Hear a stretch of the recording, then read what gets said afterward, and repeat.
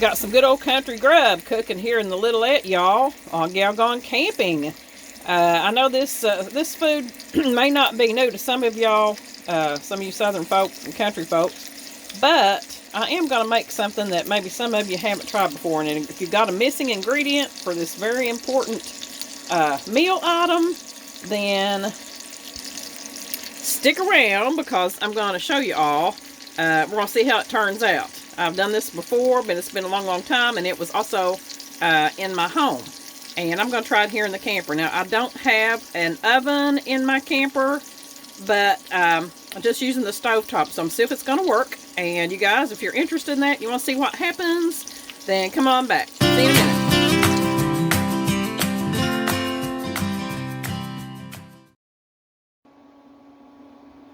Hey y'all, welcome back. Katrina here with Gal Gone Camping, and as I said in the intro, y'all saw me fixing up some food here in the Little Ett. But what I wanted to really tell you about is making cornbread if you don't have any milk or buttermilk, regular milk or buttermilk. Now, the way I fix cornbread, if I have if I have all the proper ingredients, I use buttermilk.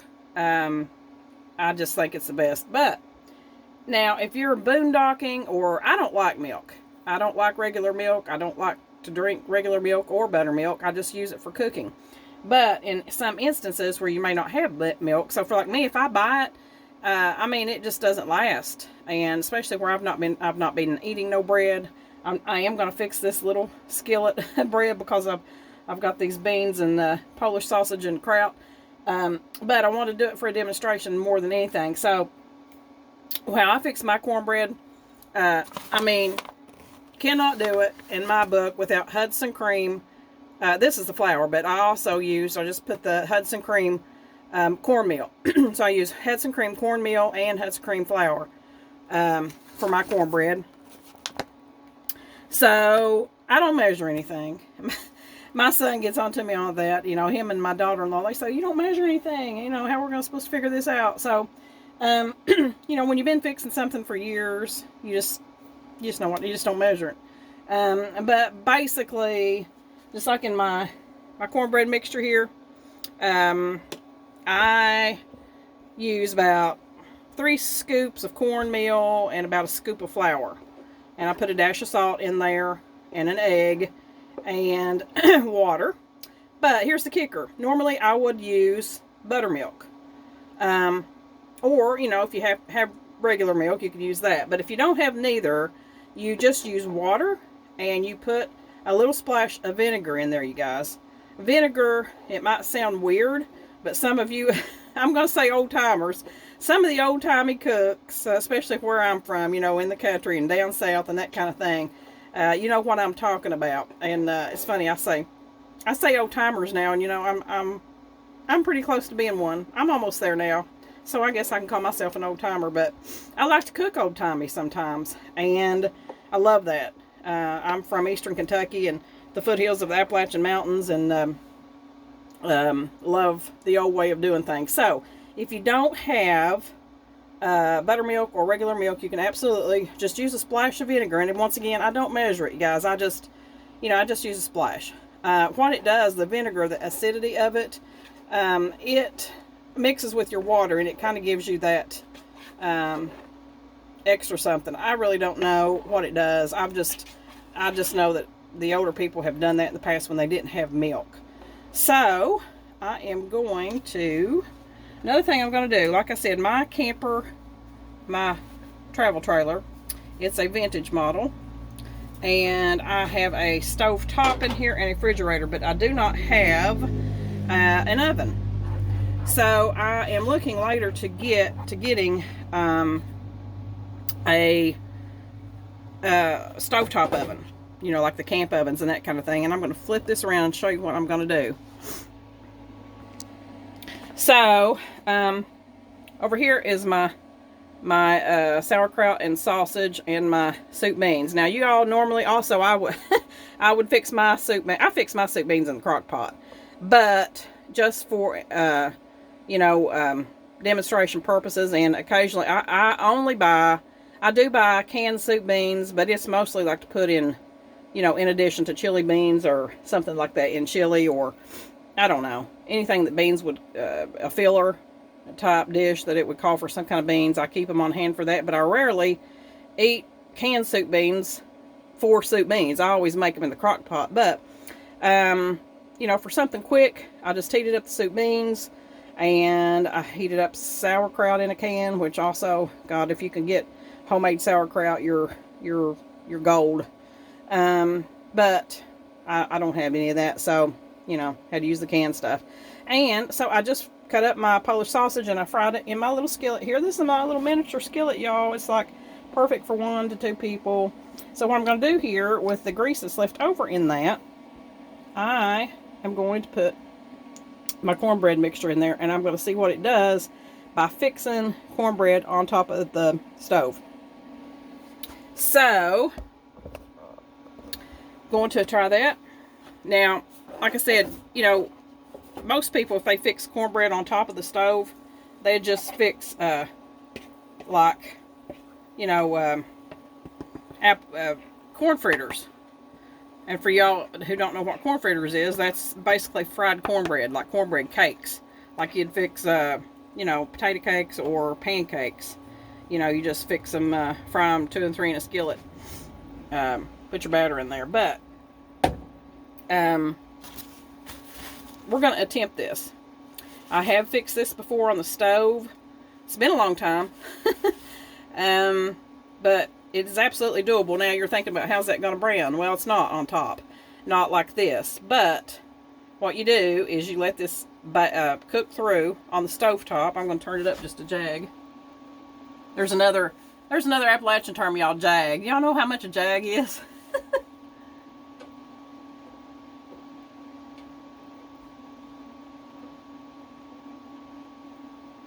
Well, I don't really either. I couldn't tell you how much a jag is. It's a little bit. It's a smidge, you know. It's a little bit. It's a jag, just like a splash or a, you know, pinch. I guess more other people would say pinch. So, I've got it on now. I love this little skillet, y'all. I don't know where I got this, but it is so cute. I'm going to flip it around here. So you can see my cornbread, it's baking, well, might as well say frying, but it's cooking away. So you make sure, regardless of where you're, you know, you're fixing it in the oven or the stovetop, you want to make sure that that skillet is super, super hot. So I put, you know, once again, I don't measure. I just pour some cooking oil in there. You know, if you've got leftover bacon grease or whatever, but make sure that you have a sufficient amount of oil in there, and stick that pan in the oven, or in this case it was on the stovetop, and it was super hot, where I, you know, just fried up my Polish sausages here. And for you guys, you people who don't like your food touching, you're probably having a heart attack right now. But you know what? I had leftover sauerkraut and these leftover soup beans, pinto beans for you northern folks, brown beans. Some people call them. Down here we call them soup beans. And so I just mixed them together. You know, it's all going to the same place anyway. Who cares? Some people do. I apologize if you do, but you know, if you don't want to, if you think you're going to get sick or something, just scroll on through. I don't know what to tell you. So anyway, I just mixed that together, heated it up, and put my Polish sausages in there. So now we're looking at the bread. And alive, it's coming along, y'all. I might have put a little bit too much batter in this skillet. It's very possible. That's one thing I do. You know, I have this tiny skillet, and then I have a like a little medium skillet. Now I'm going to have to turn this down. Again, I'm going to turn it down a jag because it's cooking too fast. Don't want it to get done on the outside and not in the middle. So I'm going to turn it down. That's going to be more like heat, or like heat from an oven. And also what I'm going to do, y'all, I'm going to put this foil on the top to create a barrier there to kind of hold that heat in. So hang on a minute. I'm going to do that. So, I'm going to let that cook. And I'm going to come to y'all here in just a moment. I don't know how long this is going to take, because once again, I haven't done this in a while. So, when it gets done, I'm going to show you how it turns out. So, stay tuned. Okay, y'all, my stovetop cornbread is baking right along. It's getting brown. Now, it's starting to, of course, you know, it's going to take a little bit longer to cook through the top and through the middle here and through the top. You can see how it's starting to get done. It's definitely getting brown, but the trick is not to let it get too brown on the bottom. So, there's really no way, unless you turn the heat way, way down maybe, and it took forever, that it would be completely, you know, not soft here at the top, and it would be easier to flip. But this is going to make a little bit of a mess, probably, when I go to flip it, because it's not completely set on the top, but I'm going to do it anyway, and I'm going to see what happens. So, this is going to be a little bit of a trick, probably, but we're going to see what happens. Live TV, y'all, right here with Gal Gone Camping.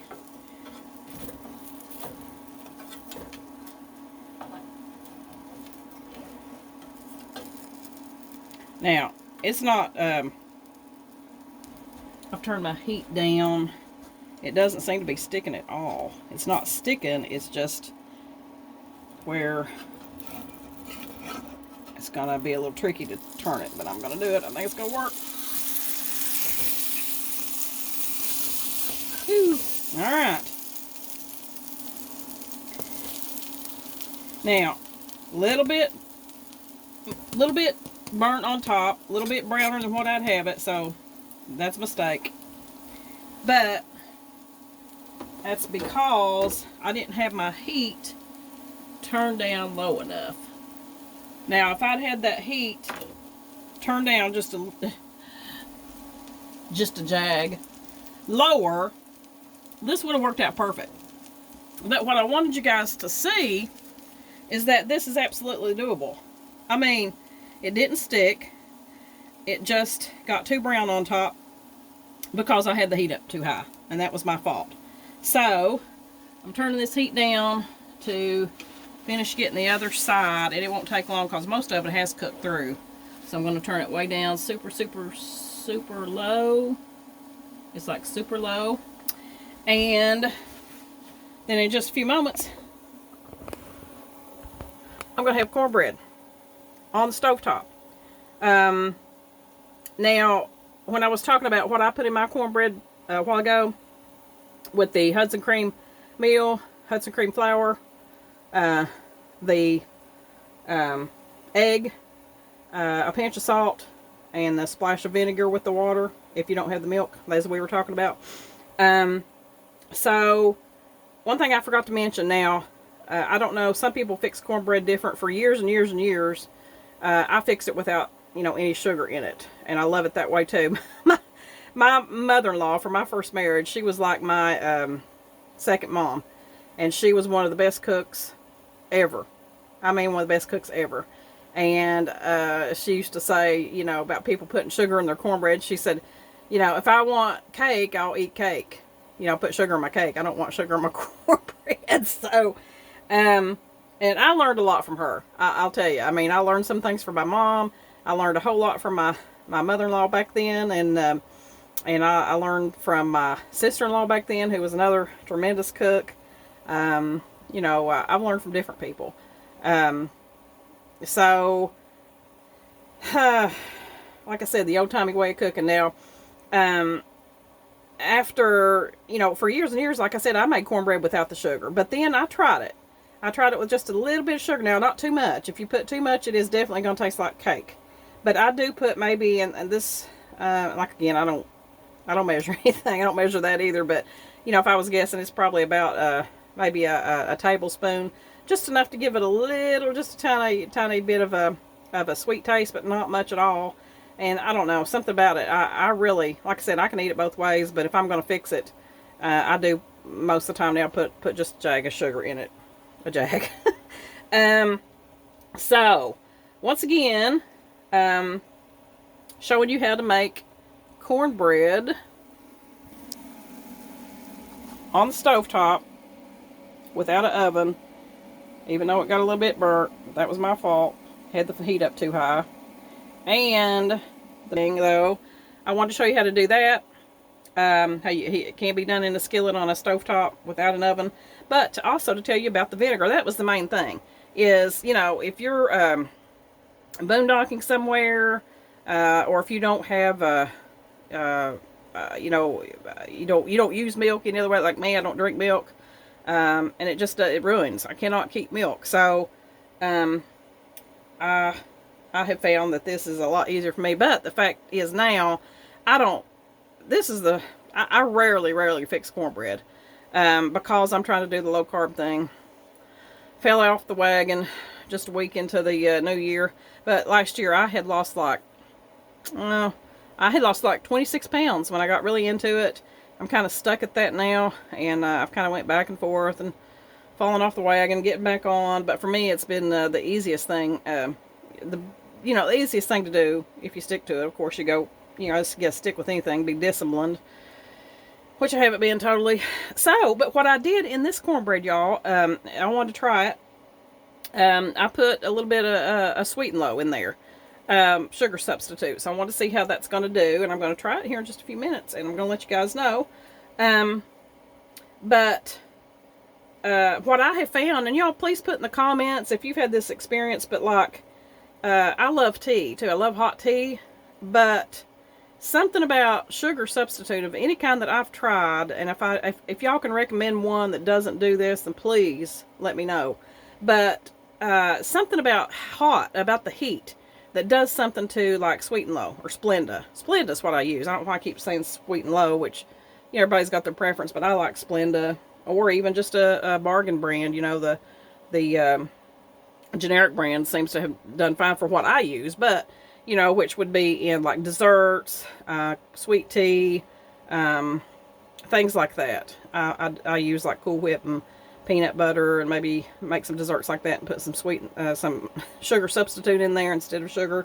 So, but there's something about when you put that, like if you're in you're mixing something up in a saucepan, and you put that sugar substitute in with whatever you're mixing up, and that heat does something to it for me, and it makes it bitter. That's what I have found. Now, I don't know how this is going to taste. It may not, because it's been mixed in with, you know, it's kind of like within this flour and meal, so it may absorb it. I don't know. I'm going to try it in a minute. I'm going to let you guys know. So, this is just about done, I believe. So, I'm going to stop this, and we're going to see what it turns out to be. So, hang on, you guys. Hang on. Hey, y'all. I'm back, and I believe it was a success. So, I'm going to flip the camera around. Okay, here is the cornbread. I didn't have any plates out here, so I just flipped it out on a piece of foil. That's what it looked like on the bottom. After I had turned it around and let it brown on the bottom, it didn't have to go too long before it was done. And you see, it is completely done all the way through. It did get a little bit burnt on the other side, like I said, because that was my fault, because I let it go too long. But awesome. Got nice and brown, and I just put a pat of butter out there. And so I'm going to have beans, kraut and sausage, cornbread with a big pat of butter,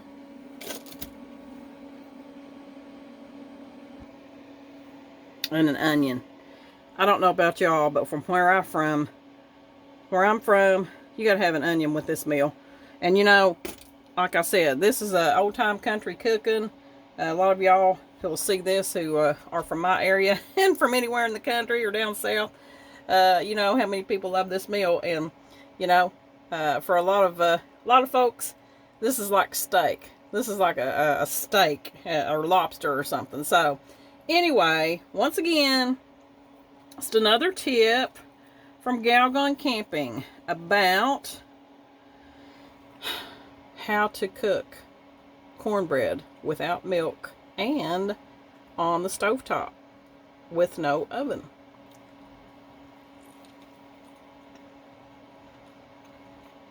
It's good, you guys. It really is. I told you I put like just a little bit of sugar substitute in there. I think it was Splenda. And how most of the time when I fix stuff with heat, how it seems to make a change in that sweetener. I don't taste that in here.